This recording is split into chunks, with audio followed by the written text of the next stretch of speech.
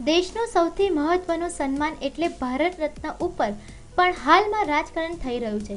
સૂત્રોએ જણાવ્યું કે કેન્દ્ર સરકાર પૂર્વ પ્રધાનમંત્રી અટલ બિહારી વાજપેયીની સાથે સાથે દલિત નેતા કાશીરામને પણ ભારત રત્નથી સન્માનિત કરવાનો વિચાર કરવામાં આવી રહ્યો છે। આ બે નેતાઓ સિવાય સુભાષચંદ્ર બોઝને પણ ભારત રત્ન એનાયત કરવાની ચર્ચાઓ ચાલી રહી છે। ભારત રત્ન કોને એનાયત કરવામાં આવશે એની જાહેરાત 15મી ઓગસ્ટના રોજ કરવામાં આવશે। સૂત્રોનું કહેવું છે કે કેન્દ્ર સરકાર ટંકશાળાને 5 ભારત રત્ન બનાવવાનો ઓર્ડર આપવામાં આવ્યો છે, પરંતુ એનો મતલબ એ પણ નથી કે આ વખતે 5 લોકોને ભારત રત્ન એનાયત કરવામાં આવશે। તો બીજી તરફ કોંગ્રેસે કેન્દ્ર સરકારના આ નિર્ણય ઉપર સવાલો ઉઠાવ્યા છે।